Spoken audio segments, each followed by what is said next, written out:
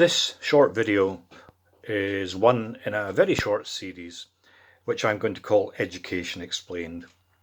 This first video is really hoping to look at the topic of bullying and young people falling out in schools. Now, when you've got hundreds of young people in any building, inevitably you're going to have fallouts. It's just the same as if you have hundreds of adults in any sort of environment. There's going to be friction at some point. So it is inevitable that some people will fall out, and in a school situation, it's up to the school to try to repair the damage and help the young people to move on. Not always straightforward. I would say certainly the earlier the school is aware of a situation, the quicker and more effectively it can actually deal with the situation. Young people often refer to the fact, oh, I am being bullied. Now, it may well be the case that that is what's happening, because bullying does happen in a school. In my experience, probably only about 10 to 15% of the time when I heard I am being bullied, that is actually what is going on. And that is very serious indeed. The other 85% of the time tends to be more about young people falling out. And that happens frequently. Young people will always see a falling out or disagreement from their own perspective. They're not going to see it from the other person's point of view. And that's really part of our job as adults, to try and help them to see that point of view. Now, it may sound a bit sexist, but I was a head teacher for 23 years, and I would say that probably 80% of the falling outs that go on in a school happen between girls, really towards the end of second year, early part of third year. I don't know whether it's the hormones kicking in, but I have seen young people who have been best friends for a decade fall out. And they might fall out over the fact they fancy the same boy, even if that boy isn't interested in them, even if he's more interested in his PlayStation and football, it doesn't matter. They fall out. And in some cases, they are never friends again. They hardly speak to each other thereafter. And that, in my view, is fairly tragic, but it's difficult to get over that sort of situation when people have so much invested in their own point of view, they just cannot see the others. So 80% of the time in schools, when we're dealing with falling out, we're dealing quite often with young girls who are falling out with each other. Sometimes it may be a more serious issue, and sometimes it may be trivial. But what we have to do is we have to do our best to help them to see the other person's point of view and help them to patch up the relationship as best we can. And we may not resolve that, particularly if it's been going on for some time. They may never be friends again, and we have to accept that. But what we want to ensure, really in a school, is that they are not going to continue the argument, to continue the fallout, because that's going to affect both of them. Now, obviously, their boys fall out as well. It tends, in my experience, to lead to violence, either punching or kicking each other. It tends to happen that way much more frequently with boys than it does with girls. Also, it tends to blow up and then blow over faster. Sometimes if we have young boys that come to blows, I've found that sending them home and then getting them come in a couple of days later with their parents, by the time I've done that, a lot of the issues have been resolved. They may even have made up before they come back into school. Now, sometimes they don't. And then we, as the adults, have got a job to try and help them to repair the relationship and to move on. So, dealing with fallouts, dealing with bullying is really quite tricky. The earlier a school can deal with it, the better. So the sooner we know about it, the sooner we can tackle it. How would a school tackle it? Well, First of all, we have to interview all of the participants, and we have to recognise from the outset that everyone is going to look at it from their own point of view. It's very helpful if you can have a number of other people who have spectated, in a sense, the fallout, and they can give you a different perspective. But once we've listened to all the protagonists, what I tend to do most frequently was get them to write down the story. I always found that when you got people to write down what happened, you got a more truthful response than you did orally.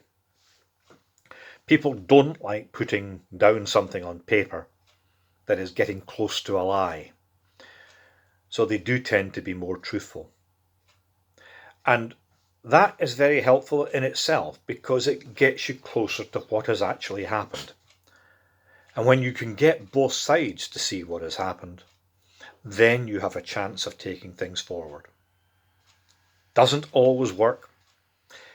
No matter how much effort parents and adults in a school put in, we can't guarantee 100% success. They may fall out and the relationship may be damaged forevermore. But all we can do is try. Bullying is slightly different. When somebody is trying to make somebody's life miserable in a school, then it's up to everyone to interject and stop it. And, if it is clearly one-sided, then it may, first of all, involve the parents being brought into school to explain why we're unhappy with that particular child. If they cannot take a telling and the parents cannot help to change the child's behaviour, it may involve a short-term exclusion. If the behaviour is repeated, it may mean that that child is excluded further. In the most extreme cases, it may mean that they are removed from school and sent to another school. So there's all sorts of possibilities. Schools definitely have a better opportunity to resolve issues if they know about things quickly. Now, if you're a parent and you suspect your child's been bullied, what do you do? Well, firstly, you would contact your child's support teacher, maybe somebody in support or guidance that knows your child, and you would want them to investigate what is going on. If they are unable to find out what's going on, they may involve other members of staff. If there's been a particular problem in one class or one or two classes in the school, they may involve those teachers to keep a close eye on all of the individuals concerned so they can get a better perspective on what's going on. But once you have reported something, within a few days, that member of staff should get back to you, or the matter should have been escalated to a more senior member of staff for them to involve the parents. But all the way along, we should be trying to keep you involved. It does not mean that we can give you an instant response and that the next day everything is going to be hunky-dory. That is unrealistic. It may take several days. But you will find that most schools have as a priority peace, and we want to ensure that young people get on with each other. It interrupts their education. It changes the atmosphere of school if there is a lot of tension in the air. And so, yes, schools want to deal with it as well. We're every bit as committed as parents are to ensure that young people enjoy their time in school. If a school has a very inclusive atmosphere, is very positive, it may be that they have a behaviour management system which rewards good behaviour in their school, which makes clear what the sanctions are when children step out of line. And in that way, it creates an atmosphere where young people will come forward when they've got a problem and ask for help because they know, because of the inclusive and family atmosphere that school tries to develop, that they will support their young people and they will help them to resolve their issues. Most schools will have some sort of behaviour management or discipline policy, and they'll be quite clear, when it involves physical violence or racist or sexist abuse or anything of that sort, exactly what's going to happen. And that will obviously be a referral to a senior manager in a school and is likely to, at least in the first instance, result in a short-term exclusion from school until we can bring the parents in and work with them.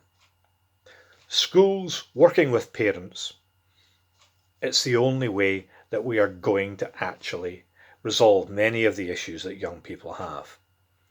And I think that's why schools really involve parents at the earliest stage, trying to get a handle on what is going wrong. I know certainly in my experience, the better informed parents are of all the little things that go on in a school, of how their child is behaving, of the positive things that are going on in school. All of those things help the parents appreciate the school environment, and it makes it easier for them to support their children. So it's not easy to resolve issues. You can recognise even in the workplace it isn't easy to sort out issues. So why should it be any easier in a school environment when young people are less mature and less able to control their emotions? And that's why it's up to us as adults to help them to see both sides of a situation and to find a way forward, to help them to develop a more mature approach to dealing with issues and to dealing with problems. That's the first edition.